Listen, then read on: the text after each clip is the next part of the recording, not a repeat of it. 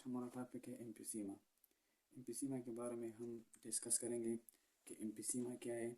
Emphysema की हम definition पढ़ेंगे, फिर इसके हम काजेस पढ़ेंगे, फिर इसके हम पैथोजेनेसिस पढ़ेंगे, फिर इसके हम साइन और सिम्टम पढ़ेंगे, फिर इसके हम इफेक्ट पढ़ेंगे।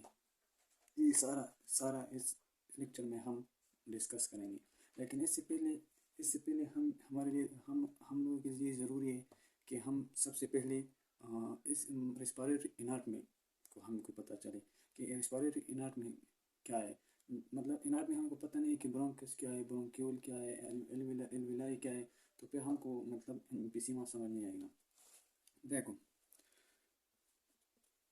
मैं डायग्राम बनाता हूँ, सिंपल डायग्राम बनाता हूँ इजीली, मतलब सिंपल डायग्राम बनाता हूँ ना।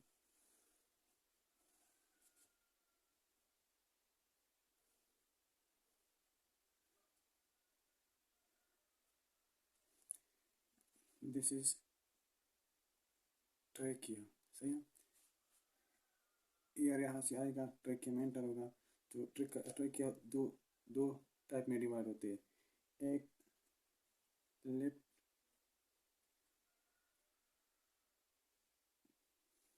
ब्रोंकियाई एंड अदर राइट ब्रोंकियाई। तो फिर ये हम इस तरह फिर डिवाइड होगा, प्राइमरी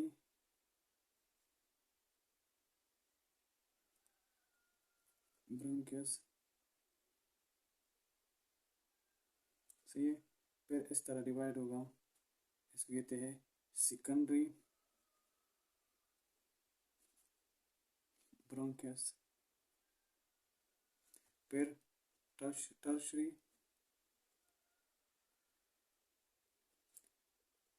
ब्रोंकियस। इसके बाद क्या आएगा, एल्वियोलाई आएगा, सही है। जब हम गैस एक्सचेंज करते हैं ना, तो ऑक्सीजन कहाँ आएगा, पहले ट्रैकिया आएगा, फिर यहाँ लेफ्ट ब्रोंकियल आएगा, तो फिर प्राइमरी ब्रोंकियस आएगा, सेकेंडरी ब्रोंकियस आएगा, तो फिर टर्शियरी ब्रोंकियस आएगा, फिर एल्वियोलाई आएगा।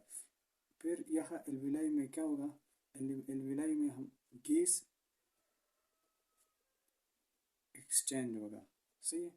गैस एक्सचेंज कहाँ होते हैं, एल्वियोलाई में होते हैं। मतलब कार्बन डाइऑक्साइड O2 बाहर से आएगा, ठीक है, और CO2 कार्बन डाइऑक्साइड अंदर से आएगा, ठीक है।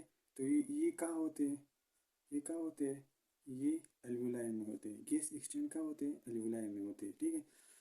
उस व्हाट इज एम्फीसीमा, हमको तो एनाटॉमी का पता चला, लेकिन what is emphysema.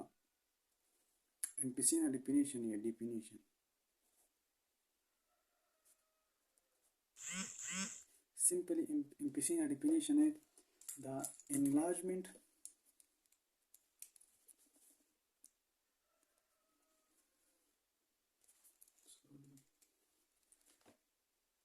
the enlargement and damage the alveoli, सही है। एल्वियोलाई ना, वो इन्लार्जमेंट होगा, वो उसका साइज है, उसका साइज इंक्रीज होगा, सही है। उसका साइज इंक्रीज होगा और डैमेज होगा। इसको हम क्या कहते हैं, एम्फीसीमा कहते हैं, सही है। हमको पता है कि एल्वियोलाई में क्या होते हैं, गैस एक्सचेंज होते हैं, सही है। उसका साइज क्या होगा, इसका साइज इंक्रीज होगा, तो इस डिजीज को हम क्या कहते हैं, एम्फीसीमा, सही है। इसका हम काजेस पढ़ेंगे कि काजेस, इसका काजेस क्या है, सही है। मोस्टली ये सिगरेट स्मोकिंग की वजह से होते हैं, सही है। ये स्मोकिंग की वजह, ये मोस्टली सिगरेट स्मोकिंग की वजह से होते हैं, सही है। और ये दूसरा है डस्ट पार्टिकल, सही है। और तीसरा है for example industrial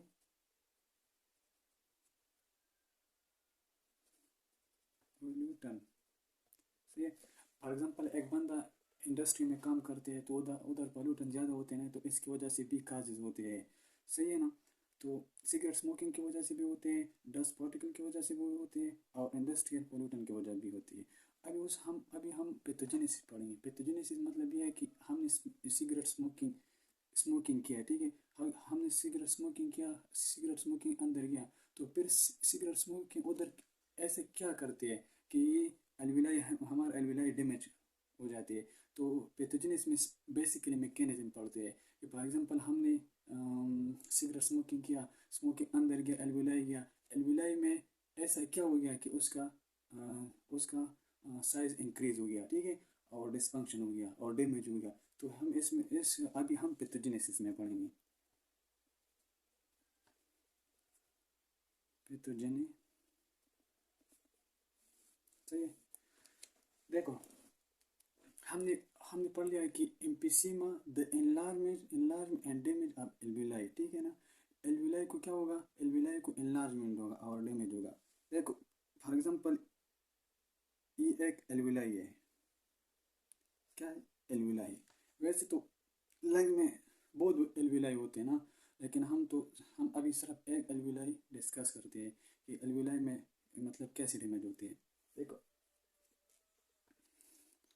for example हमने स्मोकिंग की, स्मोकिंग एंटर हो गया, से क्या हो गया, एंटर हो गया। तो जब स्मोकिंग एंटर हो गया तो यहाँ एक ग्लैंड मौजूद है, इसको कहते हैं म्यूकस ग्लैंड। सही हो गया। यहाँ एक ग्लैंड मौजूद होते हैं जो प्रोटेक्ट करते हैं एल्विलाई को। जब हमने स्मोकिंग किया तो स्मोकिंग अंदर हो गया, ठीक है, स्मोकिंग अंदर हो गया तो ये ग्लैंड डैमेज कर दिया, इसका इस ग्लैंड का क्या हो गया, एनलार्जमेंट कर दिया। तो ये ग्लैंड क्या रिलीज करते हैं, म्यूकस रिलीज करते हैं, म्यूकस रिलीज करते हैं, सही है, म्यूकस रिलीज के। तो एक तो हो गया कि यहाँ एक्यूमुलेशन ऑफ म्यूकस हो गया, एल्विलाई में क्या हो गया, एल्विलाई में एक्यूमुलेशन ऑफ म्यूकस।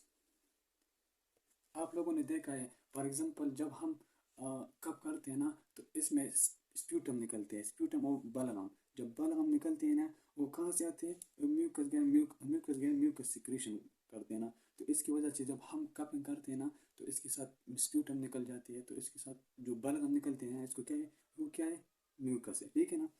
एक ये तो हो गया। दूसरा है एल्विलाई में एक दूसरा है एल्विलाई में एक मौजूद है एल्विलर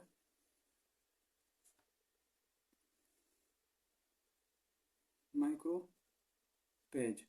एल्विलर माइक्रोपेज का फंक्शन है ना, इसका ये फंक्शन है ना, फॉर एग्जांपल बाहर से ऐसा मतलब फॉरेन बॉडी आएगी ना, फॉरेन बॉडी का मतलब ये है कि बैक्टीरिया आएगी या जो भी आएगी ना, तो ये इनगल्प करते हैं, ये इनगल्प मीन है ये ख़त्म कर देते हैं, सही है, ये ख़त्म कर देते।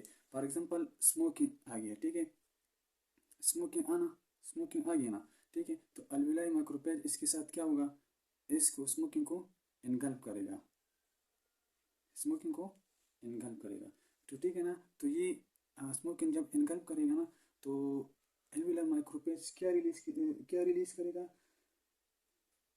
साइटोकाइंस, साइटोकाइंस रिलीज करेगा, ठीक है। साइटोकाइन जब साइटोकाइंस रिलीज करेगा ना तो एल्विलर माइक्रोपेज क्या रिलीज करेगा, साइटोकाइन रिलीज का। साइटोकाइंस का फंक्शन क्या है, ये माइक्रोपेज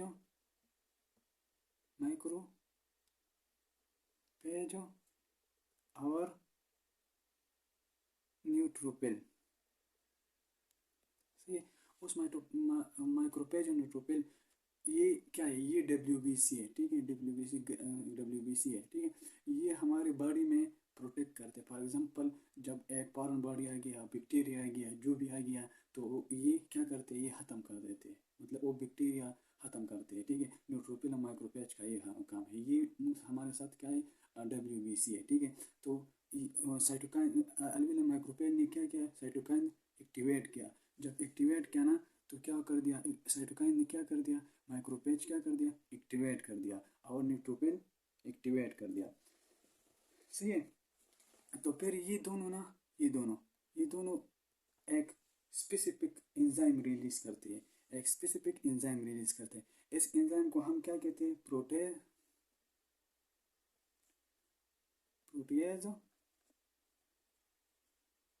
एंजाइम। सही है ना।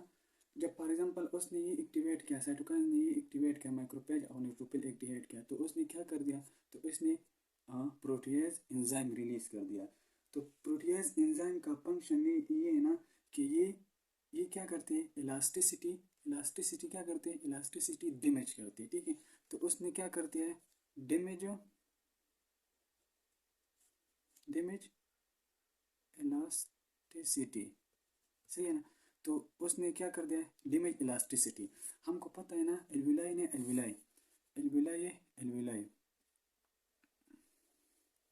ये इलास्टिक होते हैं। ठीक है, जब ऑक्सीजन अंदर होगा ना तो इसका साइज बढ़ जाती है।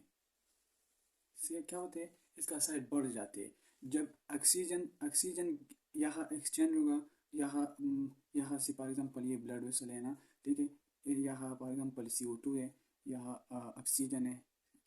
ठीक है, ऑक्सीजन यहाँ आएगा और CO2 उधर जाएगा। तो इस प्रोसेस को हम कहते हैं परफ्यूजन कहते हैं। सही है, परफ्यूजन हो गया। जब परफ्यूजन फॉर एग्जांपल यहाँ ऑक्सीजन एंटर हो गया तो एल्विलाई का साइज क्या होगा? साइज बड़ा होगा। जब परफ्यूजन हो गया, ऑक्सीजन यहाँ होगा, कार्बन डाइऑक्साइड अंदर होगा, तो क्या होगा? तो एल्विलाई का साइज फिर क्या होगा? कम होगा। इसलिए कि ऑक्सीजन इधर आ गया ना, तो एल्विलाई का साइज दोबारा खुद बहुत क्या होगा? डिक्रीज होगा। जबकि फॉर एग्जांपल हम स्मोकिंग करते हैं, ज़्यादा स्मोकिंग करते हैं, तो तो स्मोकिंग करते एक्टिवेट होगा माइक्रोपेज न्यूट्रोफिल और माइक्रोपेज एक्टिवेट करेगा, तो ये प्रोटीज एंजाइम रिलीज करेगा। तो प्रोटीज एंजाइम है ना, तो इलास्टिसिटी यहाँ की जो एल्विलाई की इलास्टिसिटी है ना, वो डैमेज करेगा। जब ये डैमेज करेगा ना, तो ये फॉर एग्जांपल ये ऑक्सीजन यहाँ आ गया ना, इसका साइज बढ़ गया ना, इसका साइज जब बढ़ गया ना, तो इसका इलास्टिसिटी तो ख़त्म हो गया ना, ये दोबारा वापस नहीं आता। तो इसलिए हम कहते हैं ना कि इनलार्जमेंट ऑफ एल्विलाई। सही ना। इनलार्जमेंट कैसे हो गया? हमने सारा प्रोसेस पढ़ लिया कि इनलार्जमेंट एल्विलाई की इनलार्जमेंट इस तरह होती है। सही है, ये तो हो गया ना। अच्छा, पता चला सबको कि इनलार्जमेंट कैसे होती है। सही है, तो उस हम पढ़ेंगे साइन एंड सिम्टम। सही है, साइन एंड सिम्टम कैसे होगा? ठीक है, पहले तो इस बंदे को चेस्ट पेन होगा। सही होगा, चेस्ट पेन होगा। और दूसरा होगा शॉर्टनेस ऑफ ब्रीथ होगा। सही है, शॉर्टनेस ऑफ ब्रीथ मतलब सांस लेते हैं, मतलब सांस जल्दी जल्दी लेगा। ठीक है ना, तो सांस का दुश्वार होगा। ठीक है ना, शॉर्टनेस ऑफ ब्रीथ होगा। एक होगा हाइपोक्सिया होगा। हाइपोक्सिया मतलब ये ना कि decrease of oxygen level in body. इसलिए डिक्रीज होगा कि यहाँ जो है ना, यहाँ इनलार्जमेंट होते हैं ना, इनलार्जमेंट होते हैं। तो इसकी वजह से क्या होगा? इसकी वजह से ऑक्सीजन परफ्यूजन नहीं होगा, गैस एक्सचेंज इस सही तरह नहीं होगा, तो क्या होगा? तो इनलार्जमेंट होगा। हाँ, अच्छा, जब गैस एक्सचेंज अच्छी तरह नहीं होगा तो इस बंदे को साइनोसिस होगा। साइनोसिस मतलब होगा कि उसकी जो स्किन का कलर है हो गया ना, वो इस तरह ये पीला होगा। ठीक है ना, तो साइनोस होगा, इसका कलर, इसका स्किन का कलर साइनोसिस होगा। ठीक है, और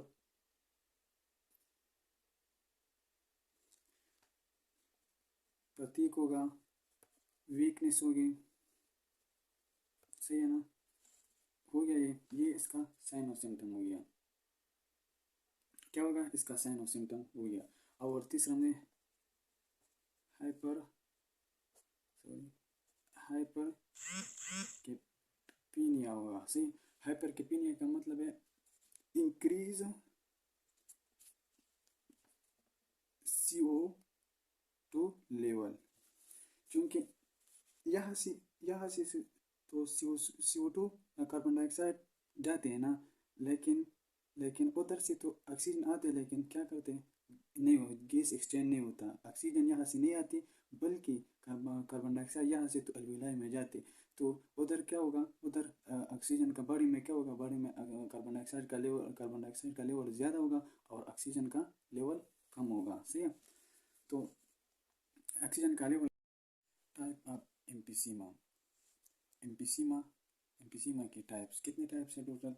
एम्फीसीमा के 3 टाइप्स है। एक है centre emphysema, panacinar emphysema, सही है ना, और डिस्टल एसिनार एम्फीसीमा। सही है। सेंटर एम्फीसीमा मोस्टली कहाँ लोकेटेड है? प्रॉक्सिमल में, proximal proximal proximal part acini. सही है। अभी मैं ये डिस्कस करता हूँ कि प्रॉक्सिमल क्या है और डिस्टल क्या है और पेन एसिनार क्या है। ठीक है। ये पेन एसिनार है बिटवीन प्रॉक्सिमल एंड डिस्टल। और डिस्टल है ना, distal damage proximal distal part of acini। Lungs है ना, लंग्स फॉर एग्जाम्पल ये हो गया, ये हो गया, ये डिवाइड होते हैं 3 पार्ट्स में। Proximal between the distal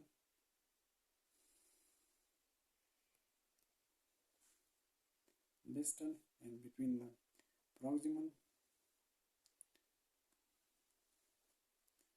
and distal। For example अगर प्रॉक्सिमल में एल्वुलाई का इनलार्जमेंट हो गया, सही है ना, अगर प्रॉक्सिमल में एल्वुलाई का इनलार्जमेंट हो गया तो इस टाइप्स को हम क्या कहते हैं? सेंटर एम्फीसीमा कहते हैं। सही है। अगर between the distal and proximal में एल्वुलाई का डैमेज हो गया, इनलार्जमेंट हो गया, तो इसको हम कहते हैं between the distal and the proximal, इसको क्या कहते हैं? Panacinar emphysema. सही है ना। अगर टर्मिनल बिलो, सही है ना, तो क्या होगा? डिस्टल एसिनार एम्फीसीमा हो गया तो उसको क्या कहते हैं? इसको क्या कहते हैं? Distal acinar emphysema. इसके हम अभी पढ़ते हैं ट्रीटमेंट। थोड़ा सा ट्रीटमेंट में ज़रूरी नहीं है लेकिन हम सब समझने के लिए बस थोड़ा सा पढ़ते हैं। सही है। तो इसमें 3 ग्रुप आते हैं, लार्वा, 2 ग्रुप आते हैं एंड साबा। सही है ना। हम इस पेशेंट को हम लार्वा भी दे सकते हैं और साबा भी दे सकते हैं। लार्वा और साबा में कौन सा ड्रग्स आते हैं? फॉर एग्जाम्पल सर्ब्यूटामोल, टर्ब्यूटामोल, ये हम एम्फीसीमा के पेशेंट के लिए हम दे सकते हैं। सही है। अगर कोई क्वेश्चन हो तो फिर मुझे बता सकते हैं कमेंट्स में। Thank you.